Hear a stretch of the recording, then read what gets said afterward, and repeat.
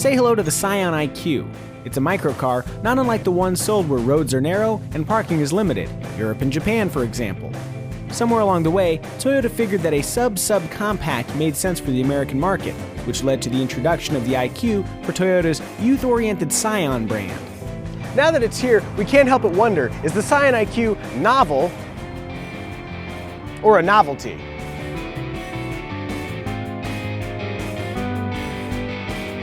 Let's begin with what it is. The Scion IQ is among the smallest cars you can buy. Overall length is only 120.1 inches, and the curb weight is a svelte 2,127 pounds. Despite its tiny footprint, the IQ seats 4. It's not to say it seats 4 comfortably. Even with 4 seats, it's technically a 3+1. The front passenger seat, without a steering wheel here, sits a little bit forward of the driver's seat, which makes room behind it for an adult-sized passenger with just enough room for the legs. The +1 comes into play behind the driver, where there's room for a small child, a yoga instructor, or an ambitious journalist. While not huge, the IQ wins points for a clever use of space, along with a stylishly laid out interior featuring appealing textures, swoopy door pulls, and dead simple HVAC controls, although the lack of a proper glove box is annoying. Behind the rear seats are 3.5 cubic feet of perfectly unusable trunk space. Realistically, the rear seats will only see occasional use, so we're guessing most owners will leave the 50-50 folding seats folded, boosting luggage space to 16.7 cubic feet.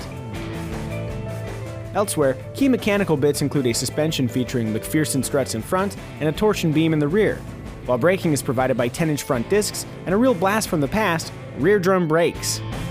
Driving the front wheels is a 1.3-liter 4-cylinder engine. Now, its 94 horsepower output may not sound like a lot, but without much weight to haul around, acceleration is pretty good once the engine revs rise.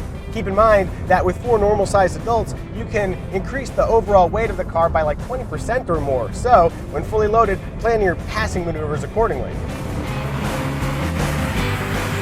The only transmission offered is the CVT, which is the first for Scion. It works just fine, although it does this odd thing where when you floor it, once the engine revs to redline, it wants to downshift almost like an automatic transmission, which is a little bit weird for a transmission without any gears. The continuously variable transmission also features S and B modes that keep the engine spinning higher in its rev range, to slightly sporting effects in S mode, and with added engine braking in B mode. Making a car this small ride and handle well is a real challenge. It's not punishing, but at times the IQ can feel overly firm, and with a really short wheelbase, regular road undulations result in this seesaw action. Additionally, that short wheelbase doesn't help with stability on the freeway. It actually hurts it. Even with its darty tendencies, Scion IQ feels much more substantial than the Smart ForTwo. In traffic, it doesn't feel nearly as vulnerable, and it doesn't give you the impression that hard braking or an abrupt turn might tip it over. It's also oddly fun to drive, not in the sporting sense of high grip and precise steering, but there's something really fun about driving something so small and maneuverable through traffic. Hell, even parking is fun. The IQ's tiny size makes squeezing into tight spots incredibly easy, and the turning circle is impossibly small, making it simple to double back for missed parking spots or bust spontaneous 180s to avoid your ex. With any car this small, safety is a prime concern. Scion has addressed this in a number of ways. First, from a psychological angle, the doors close with a solid thump. This doesn't really do anything to improve safety, but it is reassuring. Second, there are a host of standard dynamic safeguards, including stability control, traction control, and Smart Stop, a system that cuts power when the brakes and throttle are applied together. Not that runaway acceleration is much of an issue with only 94 horsepower. Perhaps most reassuring, the Scion IQ comes equipped with 11 airbags, including a rear window airbag, bringing us one step closer to Demolition Man secure foam style crash protection. The Scion IQ's base price of $15,995 includes destination and things like air conditioning, power windows, Bluetooth, and a Pioneer audio system with HD radio, auxiliary and USB inputs, and RCA output jacks in case you want to forego having rear seats altogether and just throw some huge subwoofers in back. Options include a $100 rear speaker package and a $20 storage package that adds a cheap plastic bin under the front seat and another bin in the rear cargo area. Other add-ons include alloy wheels for $750, a premium Pioneer audio system for $480, and a navigation system that costs $2,000, roughly the cost of 10 16-gig iPhones, each of which also have navigation capabilities. Just saying. And of course, being a Scion, there are all kinds of dealer-installed add-ons like a rear spoiler, fog lights, lowering springs, and an interior light kit. So where does the Scion IQ sit versus its competitors?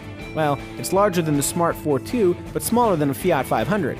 With more seats, the IQ's usability tops that of the Smart, but with a base price that's thousands higher. Compared to the Fiat 500, the IQ has a similar starting price, but also has a harder time carrying 4 people. As for fuel economy, the IQ trails both the Smart and manual-equipped Fiat on the highway, but beats them both in the city, returning an excellent 36 mpg. For drivers whose highest concern was parkability, the Smart ForTwo used to be the go-to choice. With the introduction of the more refined and nearly as small Scion IQ, it looks like we have a new parking king. But given its price, it's hard to imagine why buyers who don't live in parking nightmares like New York or San Francisco would choose the Scion IQ over the many larger yet similarly affordable and similarly efficient cars available. It's like a game of automotive Jeopardy. The Scion IQ may be the answer, but we're not sure how many people are asking the question.